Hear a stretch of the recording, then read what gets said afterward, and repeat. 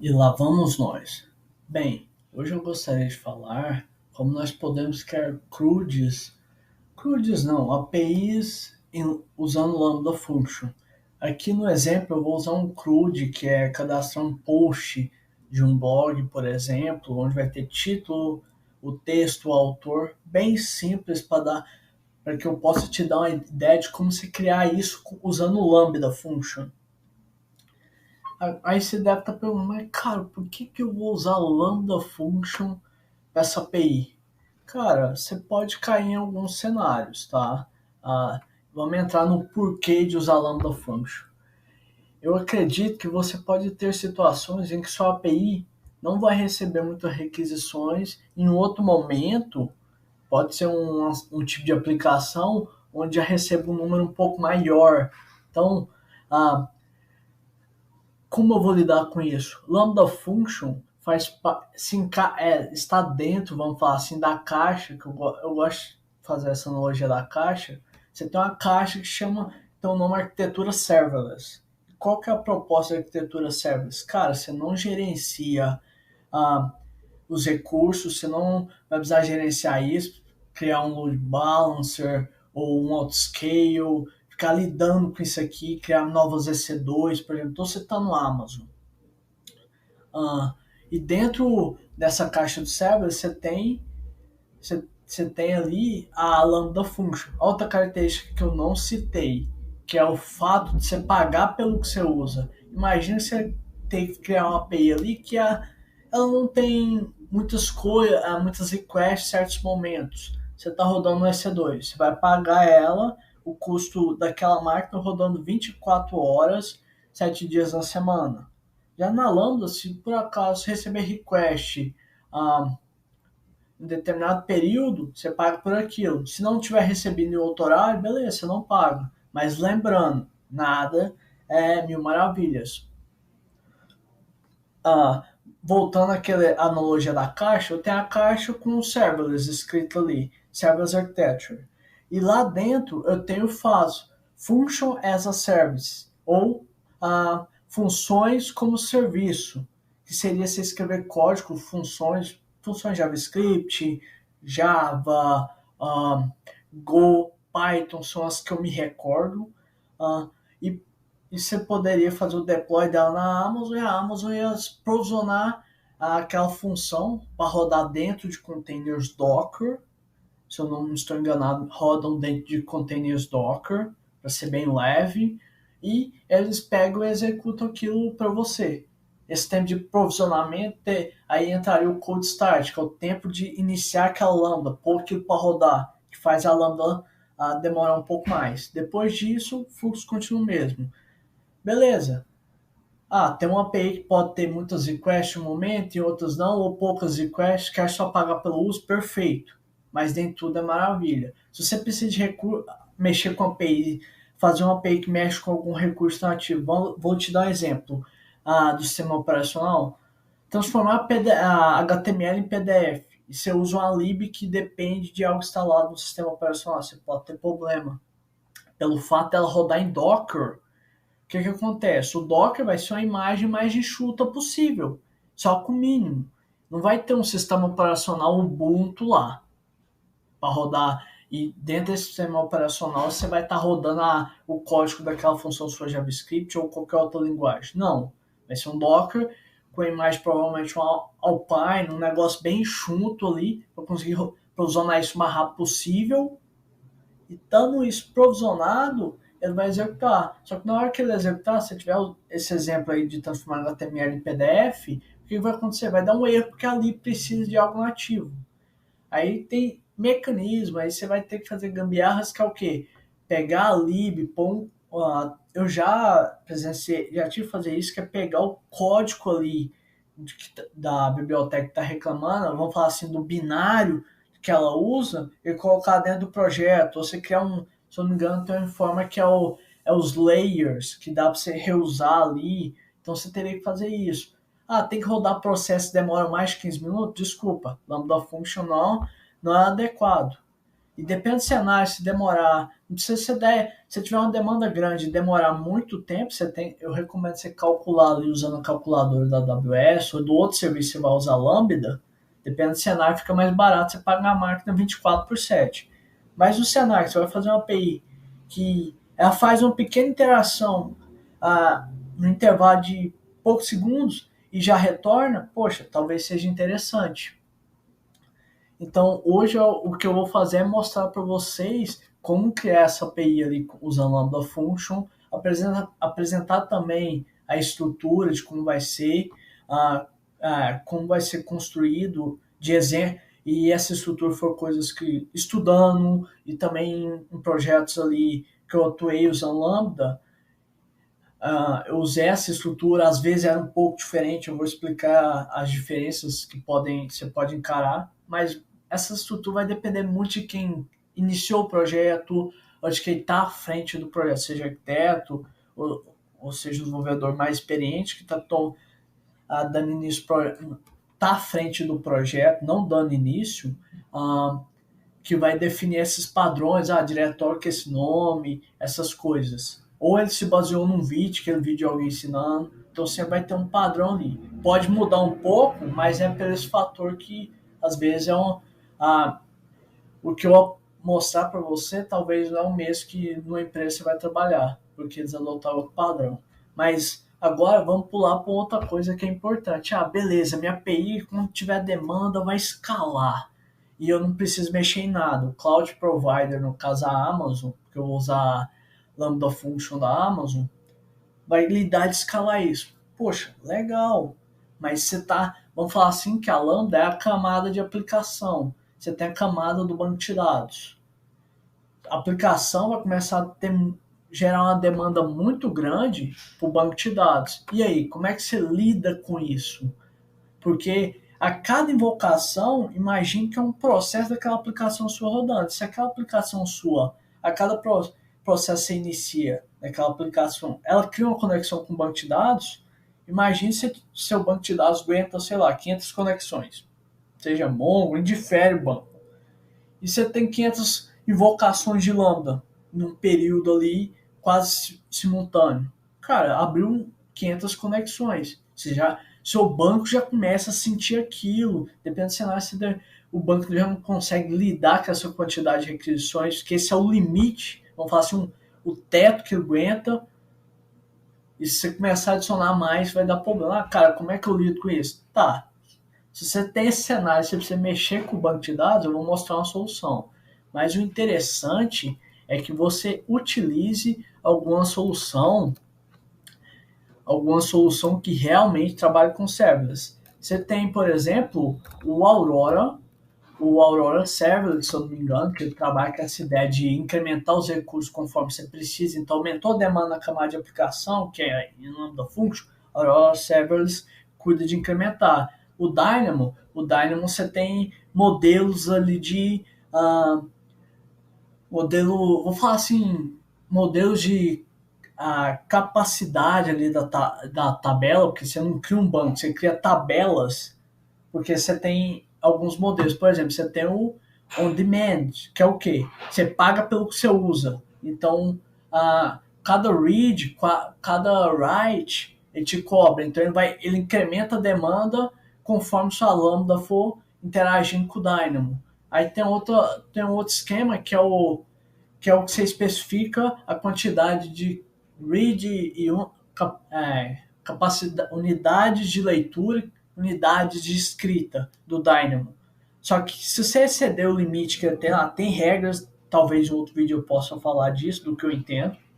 Existem regras, e nessas regras, se você exceder a capacidade desse modelo provisionado, que é o que? Você especifica a quantidade de capacidade de leitura e escrita. Se exceder, você começa a tomar exceção. Aí entra um mecanismo de auto-scale que o Dynamo tem, que depois de um tempo eles desenvolveram, que é o que? Começou a chegar, assim como o auto-scale da Amazon, chegou a uma demanda superior a tantos por cento. Incrementa mais capacity units de leitura, de escrita. Geralmente a gente vai ter mais de leitura, porque geralmente as aplicações têm uma demanda muito grande de leitura. Então, esse é um exemplo ali do Dynamo. Ah, eu estou digitando Mongo Atlas aqui e até tem um motivo. Se eu não me recordo, o Mongo Atlas ele tem também serverless, um modelo de server, mas você tem que tomar cuidado com essa questão de serverless. Por exemplo, nesse cenário aqui, você vai pagar, e do Dynamo você paga por leitura escrita. Dependendo da demanda que você tem, talvez você ter especificado o recurso ali no Dynamo, por exemplo, ter especificado o quanto de leitura, quanto de escrita você precisa, fica mais em conta do que você ter o on demand, porque a demanda vai ser muito grande. E você paga por request de read, write, e pode ficar mais caro. Igual, por exemplo, o Dynamo tem aqui o modelo serverless dele, mas eu recomendo você calcular para entender. Eu nunca mexi com ele, então não vou falar. Geralmente, até o exemplo aqui da API é esse shared aqui, onde ele te dá um banco de dados free ali.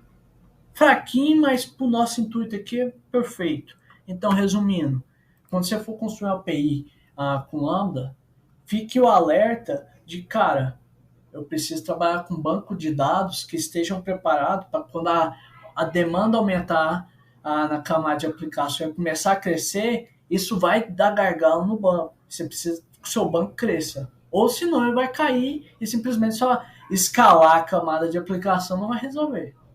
Então agora vamos para Show Me the Code. Vou te mostrar o código, explicar como é que você criar a API e vou te mostrar como você pode prevenir esse problema de ter muitas conexões com o banco de dados. Tem até esse link aqui que eu vou deixar de referência para vocês. Então eu gostaria, quando for referência, então voltando. Então eu vou deixar o link aqui de referência na descrição do vídeo, mas eu vou explicar como é a ideia aqui. Eu estava até relendo também, estava até relendo para relembrar aqui, porque faz um tempo ali que eu não mexo com Lambda, porque até meu trabalho não necessita de Lambda, então não acredito que não faz sentido pôr Lambda quando você não precisa.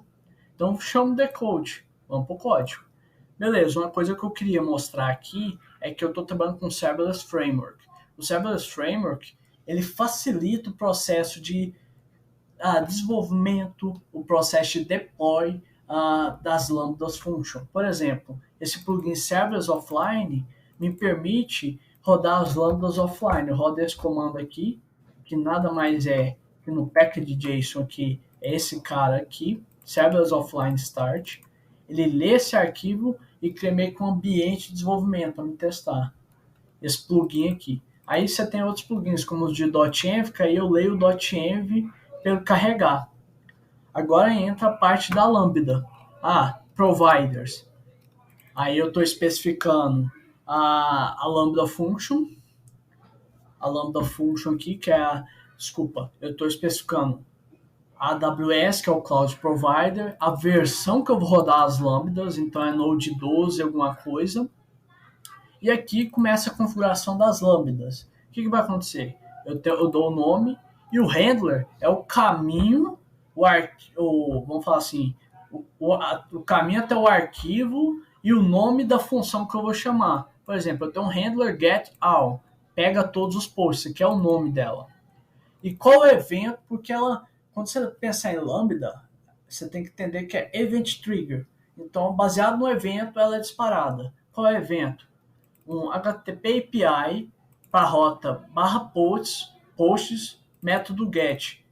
Esse HTTP API, quando você fizer o deploy da Lambda, o que vai acontecer? Você vai criar um API Gateway da Amazon, e a Amazon, quando receber request, ela vai gerar esse evento e mandar para a Lambda, disparar a Lambda.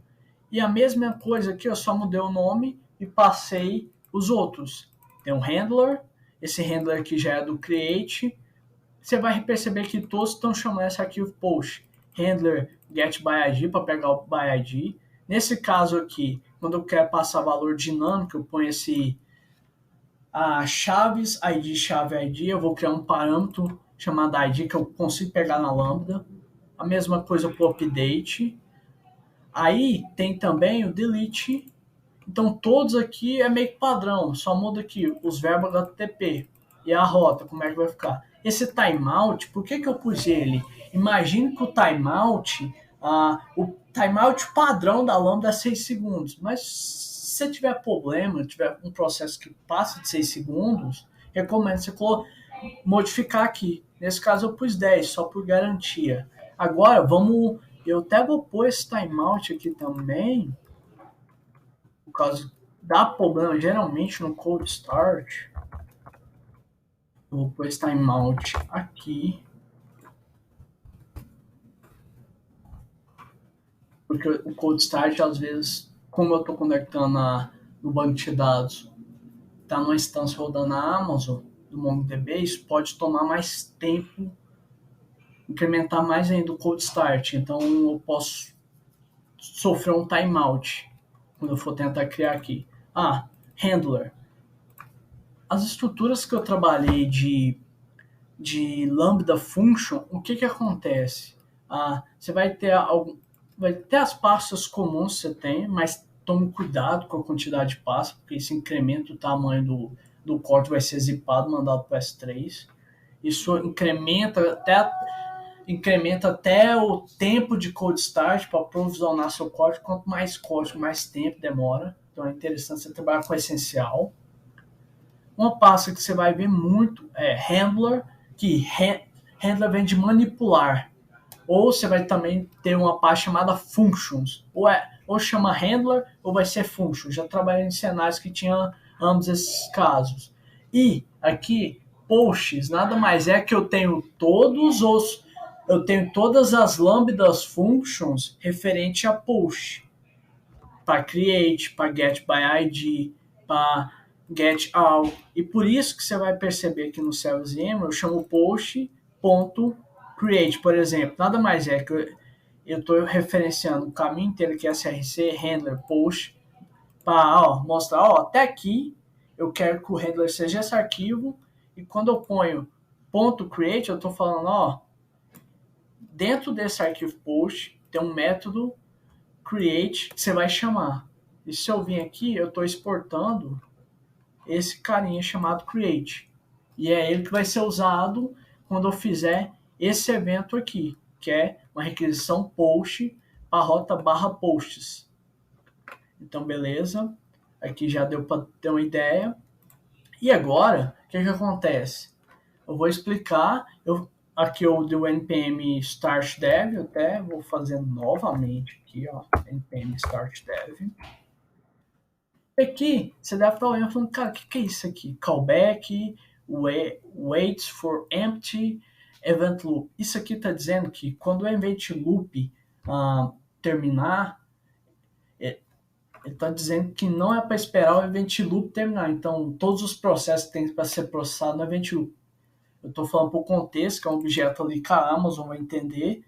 Eu falo, cara, eu não preciso esperar o event loop, os processos do event loop acabar para eu mandar uma resposta para a pessoa. Se eu chamar o callback, igual eu estou chamando aqui, e ele já vai retornar a resposta. Um detalhe sobre o callback, o primeiro parâmetro seria quando eu quero retornar um erro. O segundo é uma resposta de sucesso. Então, o que vai acontecer aqui? Eu vou retornar a resposta de sucesso com os posts. Aí, o que eu ganho com isso, fazendo isso, Thiago? O que você vai ganhar? O Event Loop aqui, dessa forma, até mostra aqui no artigo, que eu vou deixar de referência, você consegue evitar, vamos falar assim, que a variável de conexão, principalmente para lidar com aquele problema de conexão, deixa eu entrar aqui, para evitar que a variável de conexão morra e ela tem que ser recriada na próxima invocação da Lambda. O que isso vai acontecer? O que isso acontece? Se eu não trabalho com essa instrução aqui que eu estou tentando explicar, o que vai acontecer? A cada invocação vai criar uma conexão. Se tiver uma demanda muito grande, você escalou a camada de aplicação, mas você vai derrubar seu banco. Então, essa é uma estratégia que eu vou fazer. Meio que dessa forma aqui, eu não espero o event loop, retorno, e assim eu vou conseguir reusar a conexão para a próxima chamada da Lambda Function. Não significa que vai ser um milagre, vai resolver. Se tiver uma demanda muito grande, talvez vai estourar o limite de conexões no seu banco de dados, mas prever se criar uma conexão para cada invocação daquela lambda. Você vai conseguir reusar pelo menos para algumas outras, para as próximas invocações. Então, só que tem um detalhe aqui também. Aqui tem um design path chamado singleton. O que eu estou fazendo aqui? Eu só vou criar conexão com o banco de dados, MongoDB, que está nessa variável de ambiente minha, quando cached connection for nula. Se for nula, ele cria conexão. Imagine que eu fiz a primeira invocação. Criou conexão. Vamos supor que eu estou pegando os posts. Aí, com essas instruções, eu chamo o callback e retorno os posts. A próxima invocação, eu não vou precisar criar conexão de novo, porque ela está cacheada. Esse objeto não vai estar mais nulo. Então, vai estar cacheado, então eu vou reusar. Isso evita eu incrementar a quantidade de conexões, pelo menos por uma quantidade de invocações. Mas se tiver um volume muito grande, aí você vai gigantesco, eu não vou conseguir estimar o número para você, mas se tiver um volume muito grande, talvez essa estratégia não resolva. Você tem que pensar em como lidar com isso. Talvez ir para esses bancos que tem essa estratégia de serverless, para crescer conforme sua demanda. Então aqui, beleza, mostrei. Uma coisa que eu quero mostrar aqui é funcionando. Vamos tá rodando aqui a API. Vamos aqui. Aqui eu tenho a rota que lista todos, por exemplo, get posts. Ela pode tomar um tempo. E esse tempo, eu quero até deixar aqui, é o do cold start. Você vai ver que ela está demorando. Leve em conta que está na minha máquina, tá? Então, esse cold start pode demorar mesmo. Demora mais. Tem a questão da minha internet, tem a questão de eu estar conectando, como eu posso dizer, um banco de dados está remoto e não está local na minha máquina. Agora, a próxima vez, de 20 segundos, vai cair por 3 segundos. Por quê? Foi o tempo de provisionar aquela lambda. Eu posso dizer para você que é o cold start da lambda. Então, em alguns cenários, talvez você sofra com isso. Já vi algumas estratégias não tão interessantes, os caras ficam pingando na lambda ou fazem requisições nela de tempo em tempo para ela sobreviver. Então, assim, para evitar que tem que reprovisionar do zero ela. Aí eu vou tentar criar aqui uma outra. O autor, título, teste vídeo. Lembrando, vai demorar, Thiago, aqui. Cara, cada método desse é uma lambda. Então você tem que entender que cada um pode ter um cold start, tá? Então é bom lembrar disso. Criei aqui. Agora eu quero deletar. Vou pegar o ID, vou vir aqui em delete. Vai deletar not content, porque não retorna conteúdo. Se eu vir cá e tentar pegar esse cara, não vai existir, ele vai me retornar um erro. Por que ele retorna essa mensagem? Porque aqui no get ID, eu chamo o model ali, blog post model, tento buscar, se não existe, eu mando essa resposta. É assim que você retorna, vamos falar assim, retorna uma resposta na lambda. Então, por exemplo, a resposta do HTTP, o que ele espera? O status code e o body, que aí tem que ser uma string JSON. Então, eu faço JSON stringify com mensagem. Se for sucesso, status code 200. Esse status code é o status code do HTTP, beleza? Então, beleza. Aqui, vou pegar esse outro carinha aqui, vou fazer um update. Eu já tinha atualizado ele, estava fazendo teste, vou pôr aqui update 222. Número aleatório aqui, para fazer o update. Beleza. Aí agora, eu vou vir aqui em get.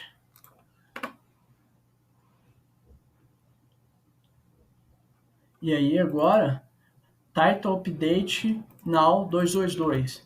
E lembrando que isso só está funcionando por causa dessas configurações de evento meu. O serverless offline lê isso, entende que, o cara está trabalhando como se fosse... Ele quer meio que um servidor HTTP aqui para mim, e registro, ó, essa rota aqui, o verbo get, chama esse método getById dentro do arquivo post. Ah, o que tem lá? Ah, beleza, é esse cara. Ah, quando eu quero buscar todos, é esse cara aqui. Se nós formos olhar, deixa eu pegar aqui, getAll vai ser esse carinha aqui. E ele vai retornar todos. Ah, foi o create. Create vem cá. Se nós pegarmos, tem uma coisa interessante aqui que eu acho que dá para fazer com o create, que eu acho que ele vai reclamar aqui, mas vai ser interessante, que é a validação. Olha lá, a validação. Que é o quê? É a validação do próprio... Como eu estou usando Mongoose, ele tem essa validação que eu estou falando, ó, required. É obrigatório e aqui eu ponho a mensagem que eu quero, se o cara não fornecer. Então, foi uma forma que eu fiz validação. Agora eu vou retornar ela aqui. Vídeo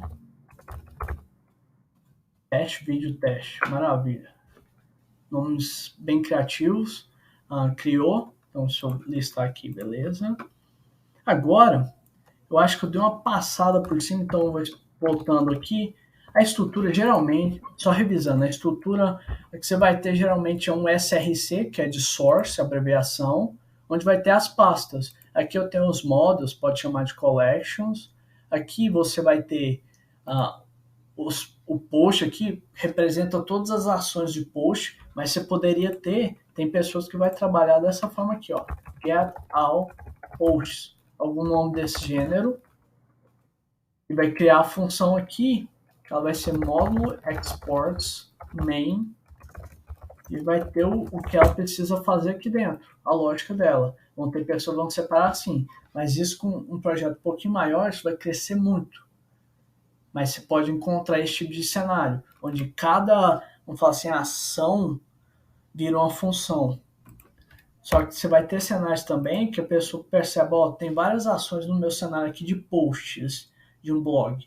Poxa, eu tenho um arquivo posts e nele eu exporto cada operação e assim eu não tenho que criar vários arquivos. Por exemplo, aqui eu teria 5 arquivos se eu fosse criar cada arquivos por ação. Ali, teria um de create post, um find all posts, find by id post, update, delete post.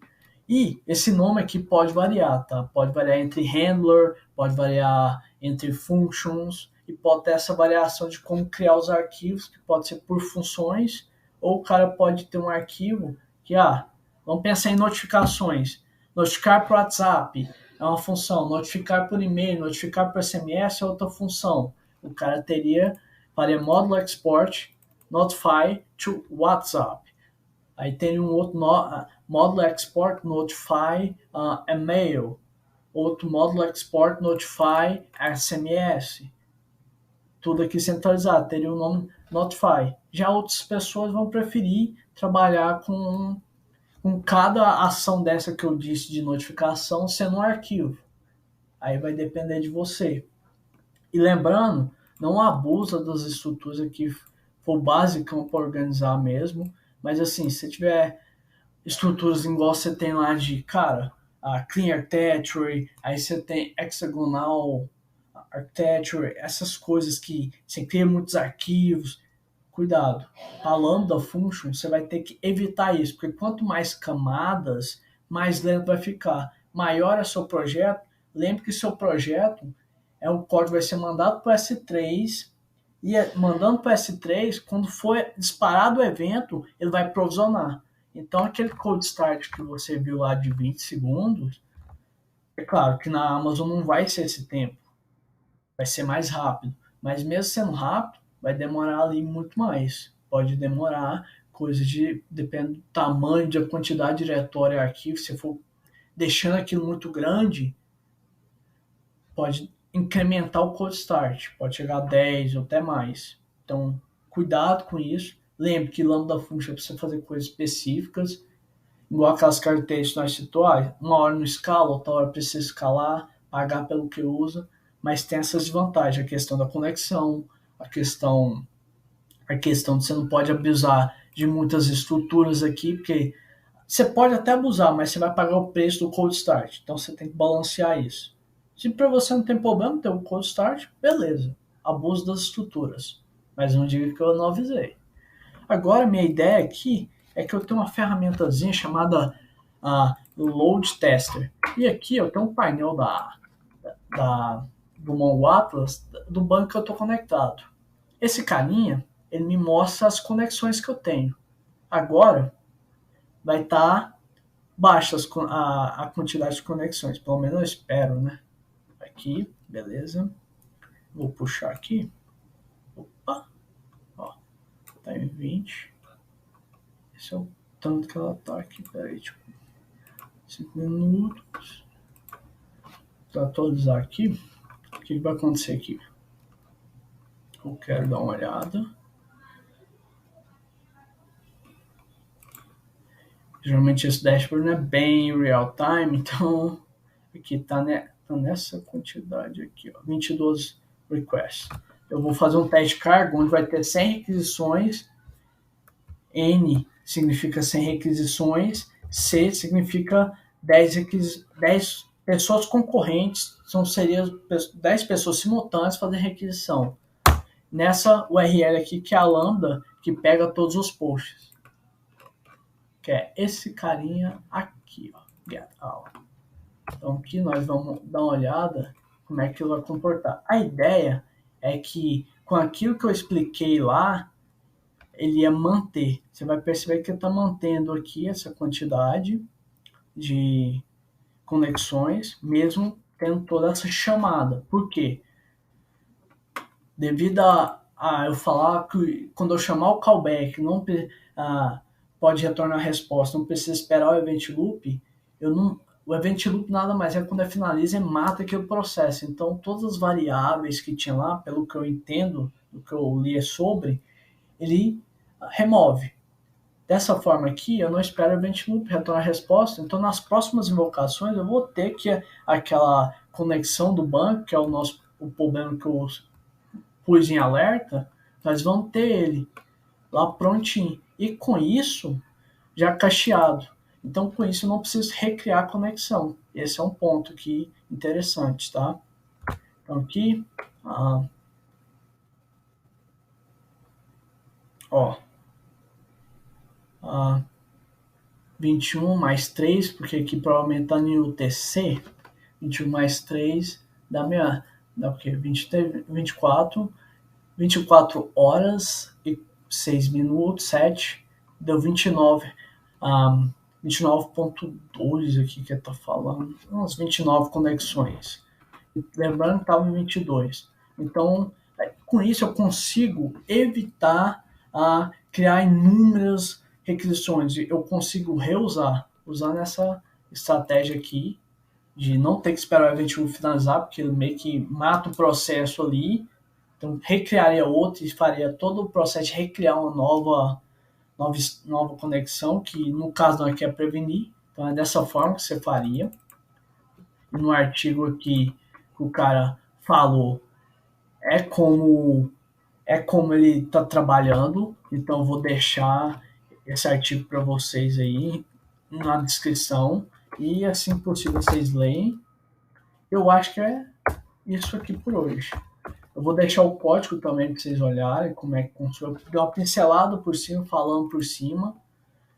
Os exemplos são bem básicos, eu não vou passar pela parte de como fazer um CRUD, isso aqui eu acho que o pessoal já sabe. Com Mongoose, ele pode pesquisar. A ideia mais era de mostrar a estrutura, como é que seria. E para finalizar, aqui tem as formas de você fazer deploy. Os comandos, você vem aqui, tem um esse SLS deploy, /stage production. Ele vai fazer o deploy de todo esse código seu, já deixar configurado. Esse é o papel do Serverless Framework para um ambiente de produção. Se você tiver um ambiente de stage que você quer testar, você vai fazer SLS deploy, staging, que é esse nome que eu dei aqui. Você pode chamar de homolog, HMG, aí vai depender do padrão que vocês têm na empresa de vocês ou que você quer adotar. Mas é isso. Se surgiu alguma dúvida, você acha que ficou alguma dúvida ali sobre sobre a questão lá do banco de dados, como prever a conexão, um singleton, que nada mais é que evitar, eu só verifico aqui se está vazio, se está vazio, que é conexão. Se não tiver, ele não cria. E ele não vai criar por causa dessa forma, dessa linha aqui que cuida dessa lambda, para não ter que esperar o evento finalizar e assim retornar a resposta. Então, conseguir reusar nas próximas chamadas. Então, eu acho que é isso. Se surgir alguma dúvida, ah, deixa nos comentários. Se eu não souber responder, eu vou estudar. Todos os detalhes, link do projeto, link de referência, que eu citei o artigo lá, vão estar na descrição. E até a próxima.